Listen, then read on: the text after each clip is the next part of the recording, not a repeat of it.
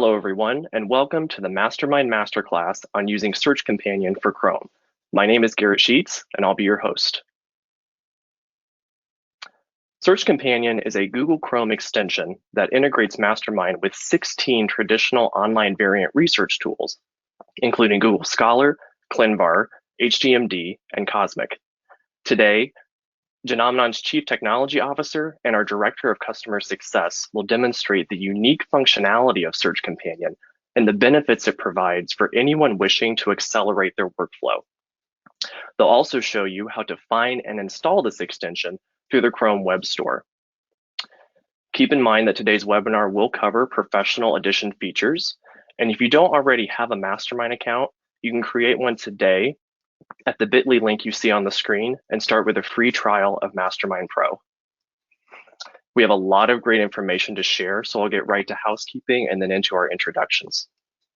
If you're joining us live today, feel free to drop your questions into the Q&A, and if we have time, we'll get to those at the end of the presentation. Also, today's discussion is being recorded and will be emailed to you after the event. You'll also see in the GoToWebinar interface an area for handouts containing two documents. One is an informational user guide, and the other is a Mastermind data sheet. If you're watching this after the event on our webinars page, these resources are right below this recording. Now, without further ado, I'll introduce our speakers. Today, we're joined by Genomenon's Chief Technology Officer, Steve Schwartz. Hi, Steve. Hi, how's it going? Good. We also have Dr. Brittnee Jones, who is Genomenon's Director of Customer Success. Hi, Britt. Hi, Garrett. Thanks for the intro. Thank you both for being here to talk about Search Companion and to share your expertise. Steve is going to get us started with a general overview of Search Companion, and then Britt will join the conversation. So let's get started. All right, yeah, so Mastermind Search Companion is a browser extension for the Google Chrome browser. If you're unaware, a browser extension is essentially a plugin that you install once into your browser, and then it stays there doing whatever the extension does. So in our case, the Search Companion extension works with Mastermind data to augment your searches for genes or variants in other sites and other websites. So you install the Mastermind Search Companion extension into your Chrome browser, and then when you search on other websites, it will augment your search with useful gene and variant information in a small sliding drawer, a tab that shows up on the right-hand side of your screen, and you can click it to slide it out to show more information. So the purpose of Search Companion is to speed up your existing workflow without having to change it, meaning you can continue searching the sites that you already search for gene and variant information without having to intentionally go to yet another website to add more information to your search, and it brings the information to you. And you can also quickly compare Mastermind search results with the primary evidence of the medical literature with wherever it is that you're searching on other sites or platforms. So if you can go to the next slide. So right now, the Search Companion extension works across 16 different sites, which you can see here, and which Britt will demonstrate a few of for us in a moment. Like I said, it shows a tab on the right-hand side of your screen, which you can see in the screenshot here on the bottom left, and you'll also see in the demos. And then you can click it, and it brings out more information in a sliding drawer, which you can see on the next slide. So we bring useful information about the gene and variant. What you'll see in the sliding drawer is a protein diagram for the gene that you searched for, showing the prevalence of specific variant citations across the protein domain from the medical literature. And then additionally, in addition to doing that for all of the sites which Search Companion currently supports, when you specifically search in Google Scholar for literature evidence, we will also augment the Search Companion also augments the individual article results in the Google Scholar results page with a Mastermind badge for that article in Mastermind. So if you click the badge, it will actually open that article in Mastermind, or that article information in Mastermind, with the gene and variant that you searched highlighted in the results for that article.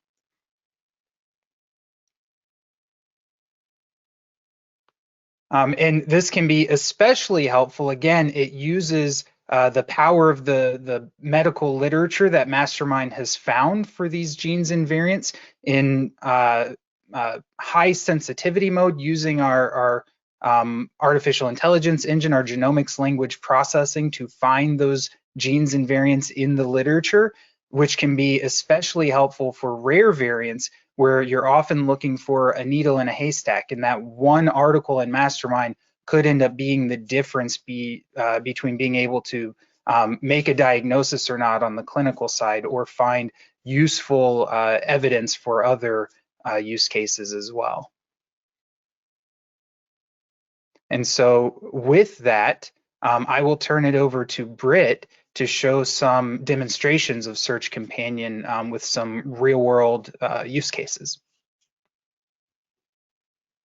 All right. So first I wanted to go through how do you get Search Companion? So you should be seeing here, I just logged in, went onto our website, genomenon.com. I find the easiest way to grab this is the second little drop down here under Clinical. It says Mastermind Search Companion. When I click on that, you'll see a little video of a walkthrough kind of the functionality of this.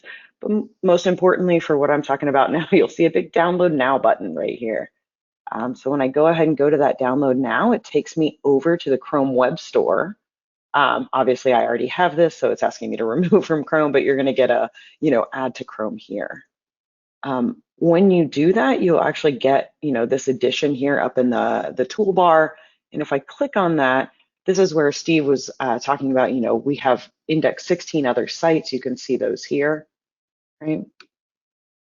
Once that's installed, then that's when you can start using that, as Steve mentioned, to augment your searches through sort of your normal stream of workflow if you're on any of the other sites that we index.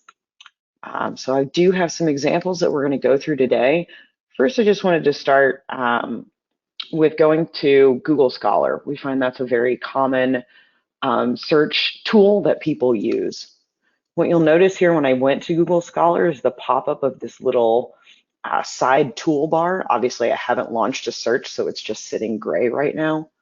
But when I do finally launch a search, and you can see I've done this before, right? I just simply type my gene and my variant into that search, and then I get these articles returned. So Google Scholar for this singular gene and variant returned 6 results. Mastermind itself actually returned 13, and I can see that both here with the little 13, as well as here in the toolbar. So it's telling me that. When I click on this, I actually get more information. So this is the variant diagram that, if you're familiar with Mastermind, and we'll go through a walkthrough of that in just a second, that you'll actually see in Mastermind, as well as a very quick link to say, hey, let me see that evidence. One thing to note here, what Steve mentioned earlier, is you'll actually see the tiny little Mastermind logo next to all of the articles that are returned, telling you we are also indexing this article. With Google Scholar, you do get a limited view, right, of a little bit of the sentence, or a little bit of the article where we're finding a match. But with Mastermind, if I were to click this, it will take me directly to, and I can go ahead and do that in a second, but it'll take me directly to review this article and the additional sentence fragments that I get through Mastermind.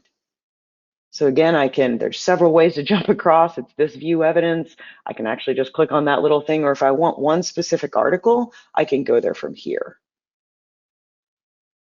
I'm going to jump to Mastermind with this little view evidence button. And what that's going to do is launch that search, returning those 13 articles that showed me in the sidebar or in Search Companion. Brief overview here for those folks that may not be as familiar with Mastermind or haven't used it as much. So what we've done is it pre-launched a search using my gene and my variant that I had searched on Google Chrome. This is then returning, and this was that same variant diagram you saw in Search Companion. This is returning information about every single variant in the gene that I searched, which was MIPL here. This really highlights areas, hotspot areas of publications, right? So this is where there are lots of articles that have been published about this 505 or 515 here, right? That's not surprising for MIPL, but this gives you just information about all variants within this gene. Down here at the bottom, we also show some domain information. And everything, oh, I forgot to say, position on the x-axis here, and then citations per variant and on the log scale on the y. This little light bar that you can kind of see, and I highlight it right there, is actually the variant that we searched. All of that information is then available in a table format down here. This is sortable. I just clicked on that little sort button there. So this is where, let's say, there was very little information about a specific variant you searched. You're actually able to look at other changes at the same position, right? And that can help inform your classification of this variant, even if there's not necessarily a ton of information about the variant itself. Here on the right, oh, and this is also searchable, just to show you a quick demo of that, right? So I can say, again, maybe there wasn't a lot of information about my variant, and so I want to say, are there other nonsense type or termination codons near the variant that I searched? Top right now, this is a Mastermind specific relevance score diagram. So the size of the bubble here speaks to the predicted relevance, or how likely is this article relevant to your search? So every bubble there is one of those 13 articles that was returned. The size, the bigger the bubble, the higher likely relevant it is to your search, based on your gene and variant or any information you put into this search. So in this case, it's looking for my gene, my variant, how often are they mentioned, where in the article are they mentioned. If they're in the title and the abstract, they're likely more relevant to my search. Right? And then the axes themselves, or the diagram, is just the year of publication, and then the impact factor here on the y-axis. When I click on one of these articles, and you'll notice our first return here is a very recent 2021 September article. The first likely relevant article here, and because this is sorted by relevance for Google Scholar, the most likely relevant article here is actually an article from, I remember it was like, oh, there it is, 2006, right? And so Mastermind was able to find a much more recent article in 2001. And when we return an article, we actually give you these sentence fragments down here. You can see there's a fair amount of the article there that's being displayed to give me information about that. In this case, the authors are very clearly here stating that they believe this is a disease-causing variant. So this may be something interesting for me to look at more. And if I wanted to, I could jump out and look at the full article there via that PMID link. So Steve, I just wanted to bring this here. I mean, you helped design the relevancy score. So what else would you like to add about that? I kind of did a little brief synopsis, but I know there's a lot more components to that score. Yeah, absolutely. We've done a masterclass, I believe, where we've talked a bit more in depth about relevancy. We also have a blog post on the Genomenon blog if anyone's interested in looking more into it. But from a high level, I'll give a brief description. Essentially, we score articles based on relevancy across two really primary components, which I often refer to as intrinsic versus extrinsic relevancy. So the first component, intrinsic relevancy, what I mean is intrinsic to the article. So intrinsic properties of the article, meaning looking at things like how recently was the article published. If it's more recent, then it tends to be more relevant to your use case of having a less likelihood that you might know about the article already, a higher likelihood of providing you new information about whatever it is you're searching. So we look at things like how recently the article was published, the impact factor of the journal in which the article was published, things like how often the article is cited, and other things like that, that again are just intrinsic to the article irrespective of the search that you've done. So then the second component, extrinsic relevancy, I mean extrinsic to the article, or really how closely that article matches what you search. So in that case, we're looking at things like, are the gene and variant that you searched for in the title of the article, or the abstract, or the full text, or just the supplemental data? Are they mentioned closely together with diseases or other types of clinically relevant keywords? Things along those lines. So it's really how relevant is the article to the search terms that you used. And then we take those two components of relevancy and combine them into a singular relevancy score that we use to prioritize the articles, with the most relevant articles at the top. The idea being that if we have the most relevant articles at the top, then that translates to less time you need to spend really going through each and every article. If you do a search and there's only 2 articles that have ever cited the variant that you searched for, then the relative relevancy between the 2 articles is less important. But if there's 20 articles or more, then it becomes really beneficial to have those sorted by relevancy that's specific to genomics. So again, this is a difference that you would get between Mastermind and something that's more general purpose like Google Scholar. Is Mastermind understands the genomic concepts and components of what the articles are talking about and uses that in its relevancy calculation. Yeah, great. Thank you, Steve. Okay. So that's just sort of a brief overview, but it also shows you the power, right? So for Google Scholar, we only had 6 of the results. Mastermind was actually able to pick up not just 13 articles, but based on that relevancy, prioritize a new article where they were even talking about that being a disease-causing variant. Right? So Google Scholar is one of the sites we index. The next one, I'm actually jumping over here to the next tab where it's a dbSNP. So again, you can tell we do this. It's got that gray thing right there. In this case, I'm going to be launching because I have a RSID from, one of my assays, some of my analysis. So again, here I've launched that via the RSID. I don't see any types of information here, literature. Often there's a LitVar link if I do have any there. However, Mastermind was able to pick up a single article about this variant. So when I jump across and I again click into Mastermind, what I'm going to see here is that single article. Again, it's pretty new. It's from 2020 here. And I'm picking up that RSID. I'm also picking up another nomenclature for this variant, which is what I'm going to have Steve go through some of the nomenclatures that we talk about. But what you're seeing here is that we search by RSID, but I'm actually returning information at the gene plus the protein level that results from that RSID. So not only, this is what Steve was just mentioning, and I'll have him expand on, do we recognize all these different nomenclatures, but we actually pull all of those into one sensitive comprehensive search. Steve, can you talk a little bit more about all of the, the different types of nomenclature and the different ways in which we recognize variants and how we are genomic smart, if you will? Yes, absolutely. So I had mentioned earlier our genomics language processing engine that we use to find genes, variants, and many other genomic concepts in the literature, including copy number variants, diseases, phenotypes, therapies or drugs, and then other genomics-related categorical keywords and categorizations of articles.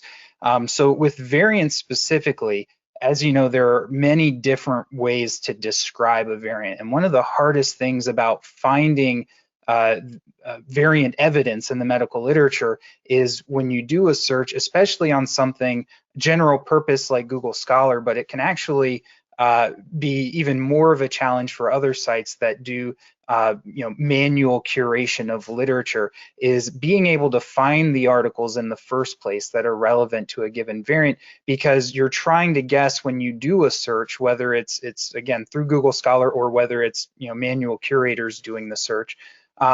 You have to guess all of the different ways that an author could have described that variant in a paper if they did describe the variant in the paper. And so there's the ones that we often think about, off the top of our heads, like the C-dot nomenclature for the cDNA transcript description of a variant, P-dot nomenclature for the protein change or amino acid change that occurred with the variant. There's the genomic coordinate description using either GRCH37 or GRCH38, which obviously can differ. There's also the RSID, which is just an identifier that was assigned from dbSNP if the variant was ever added to dbSNP. There's more historical nomenclatures that aren't used so much anymore, but again, when you're looking for a rare variant, you need to know that older papers could have described the variant using something like IVS nomenclature, naming the variant according to the intron. If it was again a non-coding or intronic variant, they could have used IVS nomenclature. But even more than knowing all of these different nomenclatures is also understanding all of the ways that authors can mess them up. You can get authors that describe variants in as cDNA variants, but using the protein format, meaning, instead of something like C.946 G to A, they say G946A, and they don't say C dot. And even worse is G946A could also be a protein description, since those are both single letter abbreviations for nucleotides as well as for amino acids. And so that's one of the things that Mastermind does, that our genomic language processing does, is it analyzes, yes, exactly, something like this, C127T, without any sort of C dot or P dot prefix or any, mention of the transcript being used or anything like that. And so one of the things that Mastermind does is it analyzes all of these variant nomenclatures and all of the different ways that a variant can be messed up, and it will actually look these up across all of the transcripts for a gene. It looks at what genes the article is talking about, which gene the variant is likely in reference to, and then it looks across the transcripts for those that gene and sees if that variant is valid in any of them, and it starts to use this sort of process of elimination, and then it will end up with some candidate variants that this paper is describing, and then it figures out which variant is the likely variant that the author is actually trying to describe.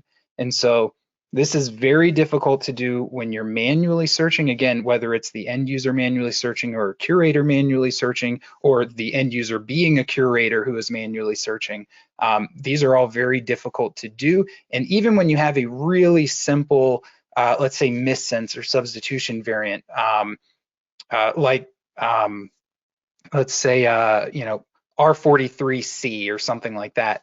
I'm just making that up. I don't know if that's even a likely substitution here, but even when you have something, here we go, let's go with R43L, something really simple like that can actually end up being described in papers and articles over 100 different ways by the time you figure out all of the different ways that each of these nomenclatures can be messed up or mixed up or spun around.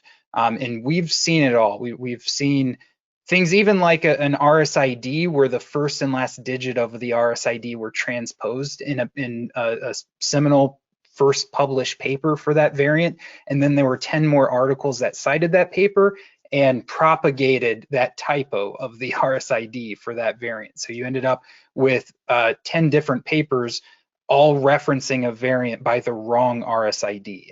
And those are the kinds of things that we then add to and build into our genomics language processing.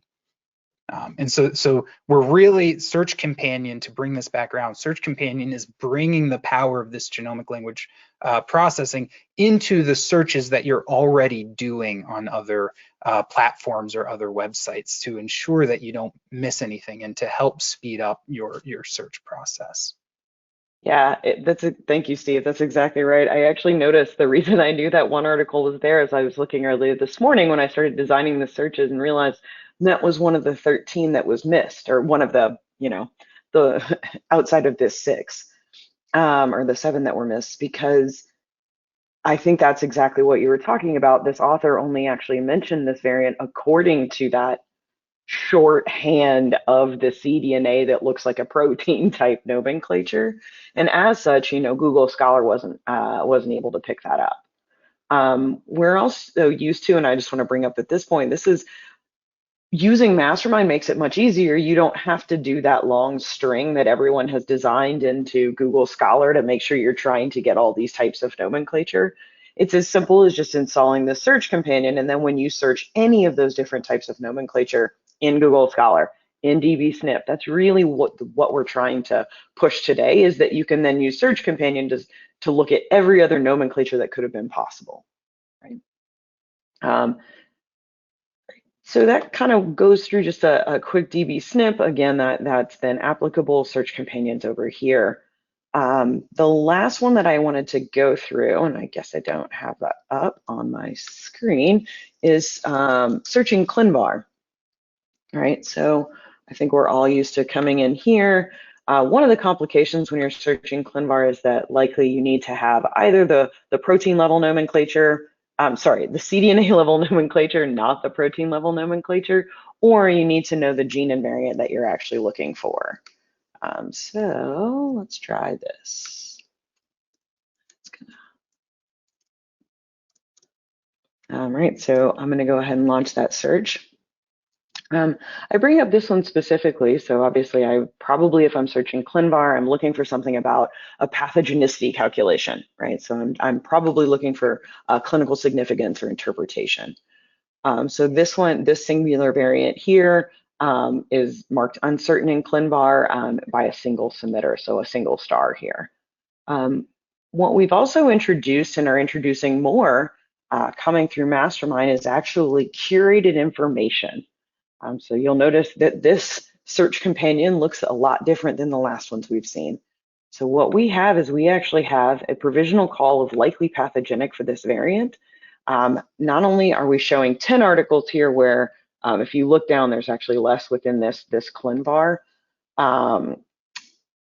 submission, sorry. But what we're also telling you is that we have a team of interpreters, so people behind the scenes, that actually looked at these 10 articles that were found in Mastermind, and based on several pieces of evidence, so this is just a quick summary here, they gave this a provisional classification of likely pathogenic. If I want to go see that information, it's as simple here as clicking this View Interpretation button, right? And what that's going to take me to is a slightly different version of Mastermind than maybe what we've historically seen. So what we'll see here at the top, again, is that summary level information. So it's likely pathogenic provisional class. Obviously, we do not have any patient information. We don't have any of the information that the curator will need in order to truly give this a classification. But based on these 4 pieces of information, our team has decided that this was a provisional call of likely pathogenic. So kind of go through this screen a little bit because it's much different than what you saw before. So again, we have a team of interpreters using this SOP, if you want to see it here, that have looked at those 10 articles and said these 4 that they're summarizing here support invoking these criteria that led to this provisional call. Right, so that likely pathogenic call. I can also tell that this was done very, very recently here on the far right. It says that this was last updated January 14th, looking at those articles. And for each of the articles, so here's the PMID right there. This is the information. This is a snippet from the article itself, right, that our curator has determined we believe supports this criteria with multiple cases in this instance. Down here on the left, you will also see some of the additional databases we brought in, why we invoked PP3 down here, so these are the different computational algorithms we used. But the main part of this classification here is this evidence, right? So this is we're hoping this dramatically speeds up any type of classification that a clinical user is doing, given that we look through those 10 articles and are saying, these are the 4 you should focus on, and this is the area in the article that you'll probably want to go look at and read. Again, I can jump out to that simple click right there and jump across.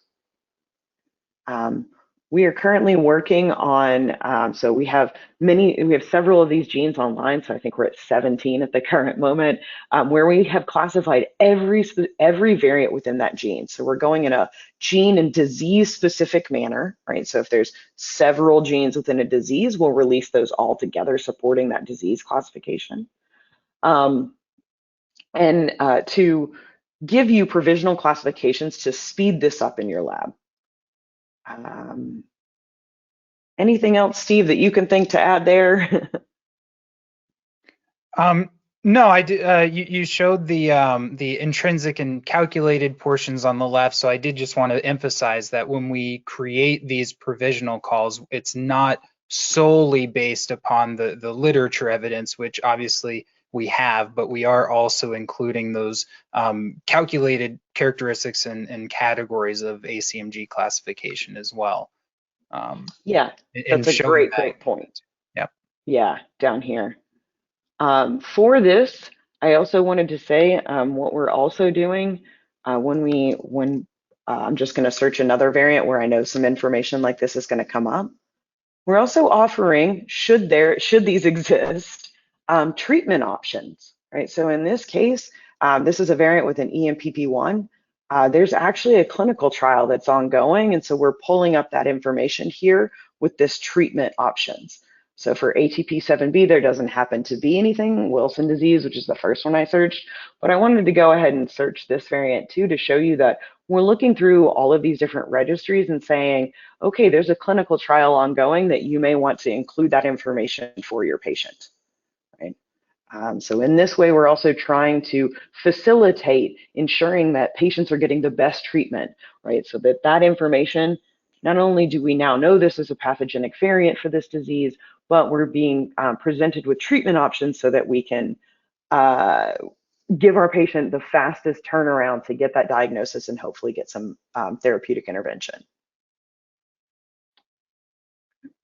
Yeah, so one other thing I guess I would add as well is this is a fairly recent addition that we've made for Mastermind, is including these disease-specific content curations for several disease gene pairs.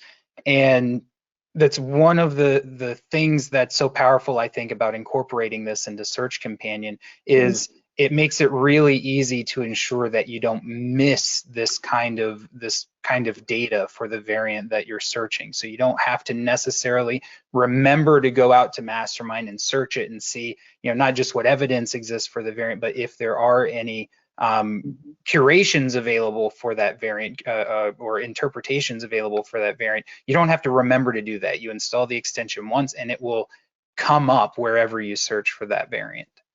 Right. Yeah. Yeah, and then the final button I just wanted to show here to facilitate putting this onto a report very quickly. It's a simple, obviously I could download it, print it, copy, paste it out. But I can get this information directly onto my report with all of those PMIDs supporting that provisional classification, including the clinical trial down here, to add that therapeutic intervention. Okay. The last one I wanted to talk through, and I think I'll just jump back over to a Google Scholar really quickly, is Steve, I wanted you to kind of talk through, because we've talked about nomenclature and some other information, just the power of a zero. It's something that we talk about a lot with Mastermind, or the power of even a one here, right? So I've searched a singular gene and variant within Google Scholar, and what I'll see when I jump over to the Search Companion here is there is in fact one article within Mastermind. Now this one article, it is older, but the reason that it wasn't recognized in that Google Scholar search that I launched just a second ago is actually the gene name here is Artemis. Right, so this speaks to, again, that we're recognizing all of these different types of nomenclature, but because we're validating these variants as valid references off known transcripts for this gene, and that's a nomenclature for that gene, we've launched an incredibly sensitive search here, right? We've looked at every gene nomenclature that's been known, legacy, all of the different variant nomenclatures. And in this fact, we're returning, say, a one, or, even sometimes we return a zero. So I know that there's power in that zero and time savings. So that's one of another reasons to really want this search companion is even if you're not finding something necessarily in some of these other sites that you're searching, you can look at Mastermind and say, okay, that launched the most sensitive search, right? That used all of those nomenclatures Steve talked about earlier.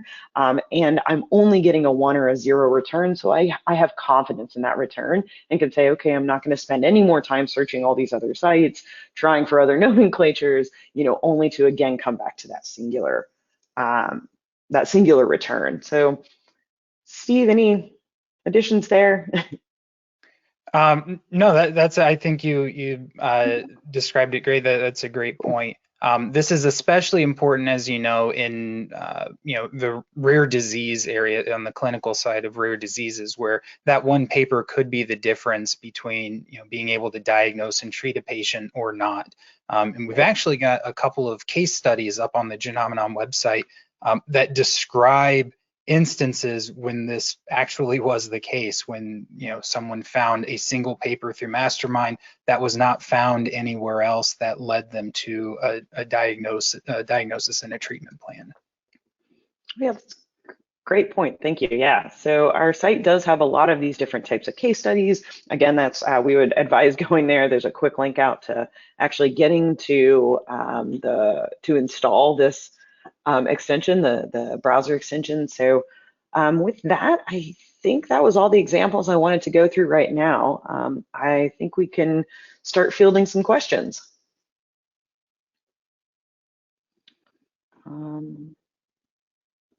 Yes, we do have some questions that have come in from the audience that we can start to go through.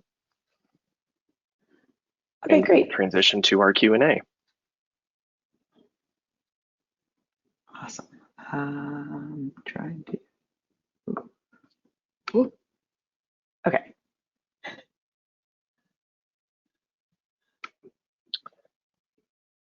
Oh, sorry. I clicked the wrong button. My fault. Go to webinar. Not quite used to it. Sorry about that.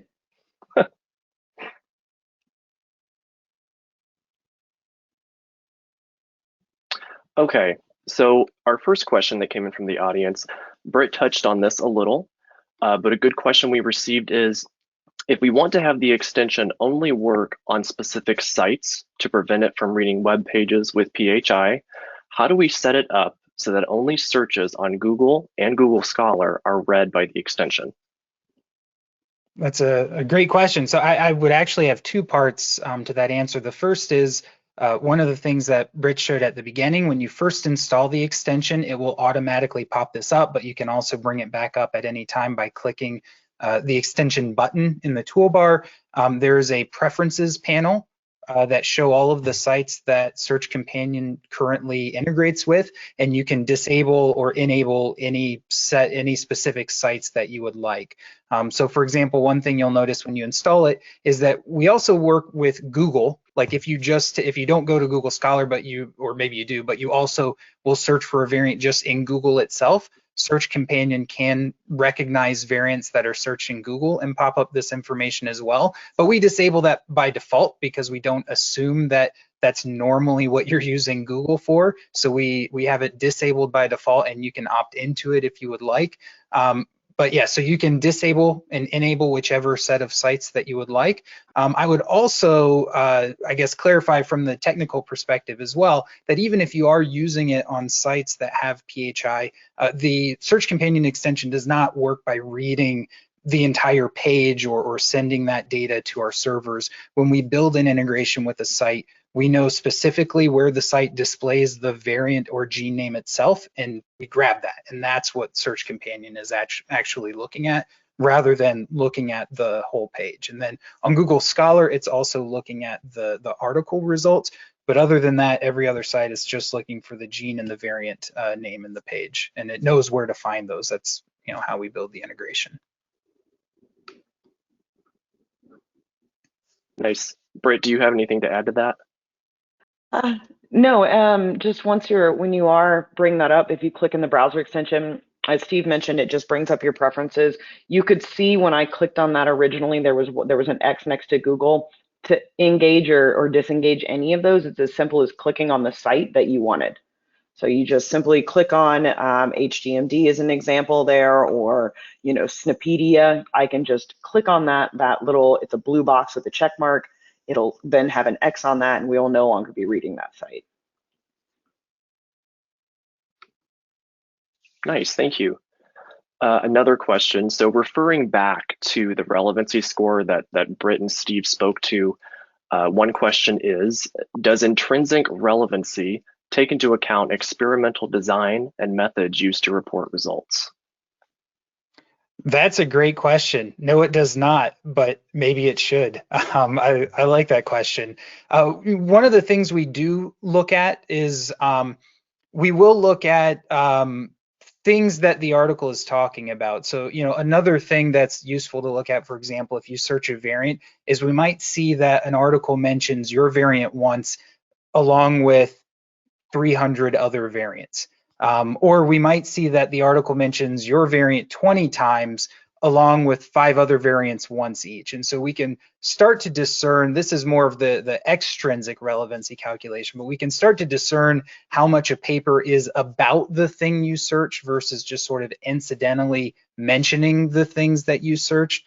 And we can do the same for one way that we start to get toward things like experimental design or methods is we also have an ontology that we've created of categorical keywords that we use to categorize the types of information that an article is describing or talking about. So for example, we have a lot of categorical categories and keywords pertaining to each of the different ACMG categories. So you can filter articles, for example, that talk about in vitro studies or in vivo studies, or articles that don't talk about those things, along with a lot of other, not just ACMG category oriented keywords, but other things like genetic mechanism or inheritance pattern or things of that nature you can also filter down to. And so we are getting there. I think we're getting to the point where, we're looking specifically at descriptions of study design or experimental design, or confidence intervals, or that the types of analyses that are being done in the papers. So great question. Yeah, and I think that was one of the functions we didn't quite go into today. I know we've done that in the past webinar that we've done that I did, where we really dove into some of the utility behind those keywords. So what Steve is talking about, that ontology of keywords we built, like assay types is one of them. So I want an in vitro assay, and I want it to mention all of these different assay types, or I really care mostly about GWAS studies, right? I really want it to be talking about GWAS studies in the return. So we've definitely, I would check out the last masterclass we actually did to get a little bit more information in depth about some of those. And then any of that information that you actually add to your search then is part of the calculation for the relevancy, right? So we're using that information that you add to ensure we're bringing up the likely relevant information that's talking about a patient or whatever it is that you added. Another categorization that comes up a lot, for example, is germline versus somatic papers. So, especially helpful if you're on the rare disease side, for example, well, really, anywhere. But one of the use cases that's really interesting to me is when you're on the rare disease side and you're searching a variant that's studied a lot for cancer, but not for germline inherited disease. It can often be difficult finding, the one paper among hundreds that talks about it from a germline perspective versus a somatic perspective. And so those are other things that we use this sort of categorization of papers to help with, and that we're, looking to continue building out and improving upon that functionality. Awesome, thank you both. These are great questions. The third one is, I am interested in novel gene-to-disease associations, not clinically, but for research. Can I do a deep search for gene and potential association with disease that may not yet be reported? Yes, absolutely. Do you want me to take it, Britt, or do you want me to take it? Either way. Yeah, go for it. Sure.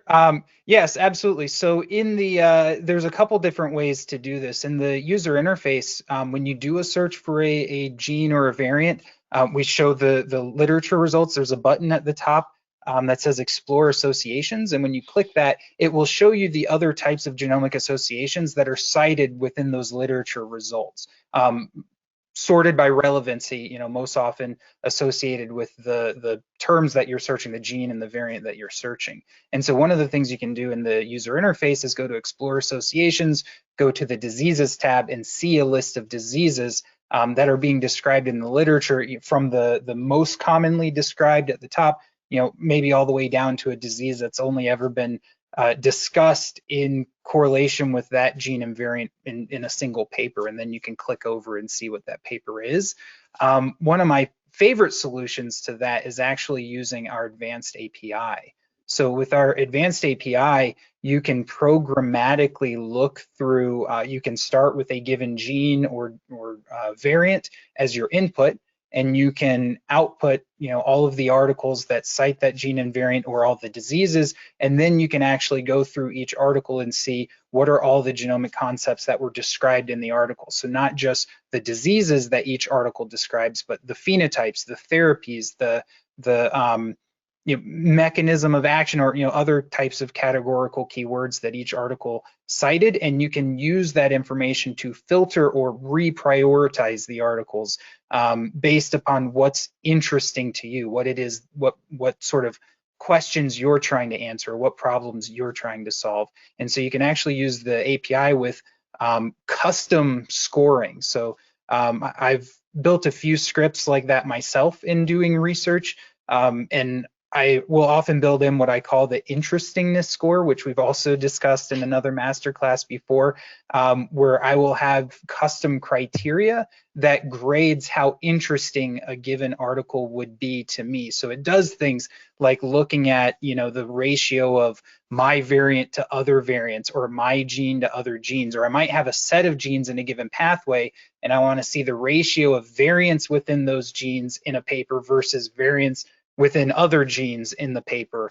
And that's really just scratching the surface. There's a lot of different things you can quantitatively score once you've got the information from the unstructured text of the literature structured. Once you've structured the information, there's a lot of interesting things that you can do with that data. And then what I would do is often use that to score the interestingness of the articles. And then for each disease association for a given gene or variant, I would look at the aggregate interestingness scores of the articles and how many articles tied that gene or variant to that disease, and then I could prioritize my disease list by that. And so lots of different ways to solve that problem, I think, and we've got a few of those ways both in the user interface and the API. Yeah, and to that end, I would definitely, so the associations interface is part of our professional licensing. But as Garrett has put down here on the screen, there's a link to sign up for Mastermind where we give you an introduction period so you can test all of that functionality. Or from there, you can actually request a full demo time or pilot time where we can walk you through the software and you can see some of that. So if you have those types, if that's the scenario you're looking for and you want more of that information, please reach out because we can go through that with you. And to bring it back around to Search Companion, I'd point out that if you've got the Search Companion installed and you search a gene or variant on another platform or site, you're 2 clicks away essentially from that disease list. You just click into Mastermind and then click that Explore Associations button, and you've got the disease list right there. Yep. Awesome. Our next question is, what about a CNV search? How does it work with Search Companion? Great question. Currently, it doesn't. That is on our roadmap, is to integrate copy number variants into Search Companion. We don't currently. I think one of the reasons it's on our roadmap, and probably the reason the question was asked, is I think that's going to be really powerful when we do that integration, because when you think about the problems that plague variants with the various nomenclatures that they have that we discussed, it's 10 or 100-fold for copy number variants because they're so large that they're structural variations that are often difficult to describe. And so, a lot of times the ways that they're described, are either using like karyotype notation, which are can be a kind of difficult to parse, all the way to just plain language descriptions of the variants, which are sometimes easy for humans to parse and difficult for machines to parse. And so, you know, every site or platform has a different way of inputting or searching by those CNVs. And again, the genomic language processing engine in Mastermind understands them all. So it even understands plain language descriptions of CNVs that authors often do, like, you know, we studied a deletion of exons 3 to 4 in gene Y. In Mastermind understands that and will actually normalize that information into a standard genomic coordinate, a start position and an end position and an effect if it was, you know, a deletion or a duplication or whatever. And so we normalize all that data so that no matter how you search for the CNV, whether it's, you know, using language, just plain language, or karyotype notation or genomic coordinates, you will see the results in the literature for all of those. And then another thing we can do with that normalized information is find very similar overlaps. So for example, if you search for, you know, this a CNV that starts here at this nucleotide and ends here, maybe that specifically has never been cited in the literature, but another one has, that, you know, started 50 nucleotides later and ended 20 nucleotides later. It's, you know, by and large the same CNV, but for whatever reason had different breakpoints in the study that was done, or just in the description that was used for the variant. You know, maybe it was more convenient to describe it slightly differently given, you know, whatever they used to find the CNV. And so that, I think, is really powerful, and will especially be powerful when we bring it to Search Companion, where you're searching other sites for CNVs, and we can show you all of the information, you know, for that CNV, regardless of the way that that site decided that you should search for that CNV.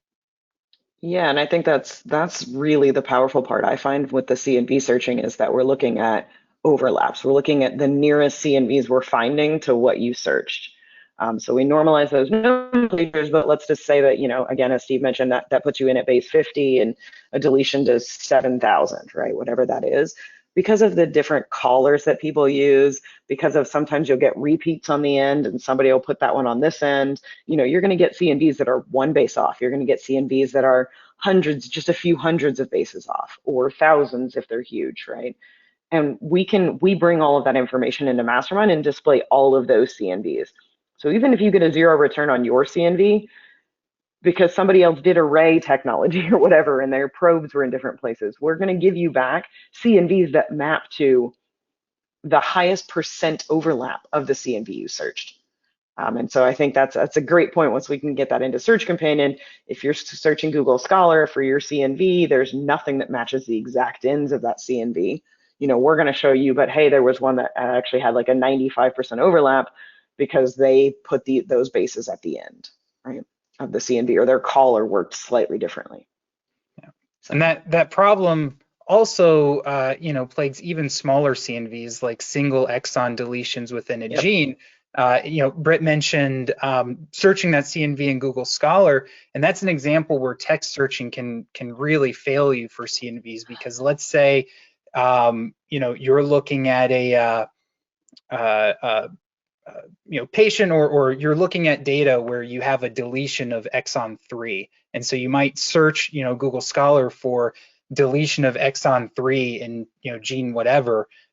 Maybe there's no article that cites that, but maybe there is an article that cites a deletion of exons 2 through 4. So the article never even says exon 3, it says 2 through 4 a bunch, which we know includes exon 3, and they might have found a causal link to the type of disease that you're looking for. And that's the kind of thing that's really easy to miss if you're not using a platform that fundamentally understands the structures of CNVs and in the context of evidence, really.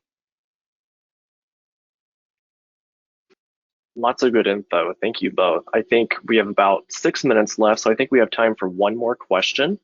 Is it possible to do a query across 2 variants for different genes to see if there are articles which address gene variant clusters? Steve, you want it? Yes, is the answer. Yeah, the answer is yes. Yeah, I didn't know if you wanted to take it or if I should. Yeah. So another capability that Mastermind has is the ability to do Boolean searches, meaning combinatorial searches across genes or variants. And so yes, you can search for any evidence of multigenic or multivariant or even multigenic causes of disease by using that Boolean search functionality. I don't know, Britt, do you have any more to add to that? I was just gonna say, and then it expands, right? So you're looking for those two variants in the context of a disease. Now we're talking about the associations that Steve was talking about earlier. We're going to be able to say, I want these two variants and I want articles related to my disease, or I want these two variants and I want specific phenotypes that my patient has, because I suspect something about those variants. The other way in which we can actually do this, and to take that Boolean one step further, is because we actually structure every single word in these articles, you can search specific words that you also wanted. So again, we could layer in, let's say, assay types, because I care if they're in a GWAS study, or you can come in and say, and I need them to be talking about the genomics of COVID, right? That's not a recognized disease, phenotype, or any term currently, obviously not. So you can come in and say, but I really am interested in that, the context of COVID, and add that as a free text keyword. So you can say, I'm only looking for articles that talk about COVID then. So we really have the capability to use not just the Boolean and, you can do or, so you can give us 5 phenotypes and say, I want articles that mention any of them and the variant. So we really have the expansions around that. Yeah, and with Mastermind understanding several different genomic concepts in our associations graph, you can do Boolean searches, as Britt alluded to. You can do searches across association types, so not just variant clusters, a cluster of 2 or 3 variants that work in concert, but also combinations. You might say anything talking about gene A with this specific variant in gene B, or you might say this variant with this C and V, or this gene fusion with this variant, or things like that. You can look across association types with that Boolean functionality as well.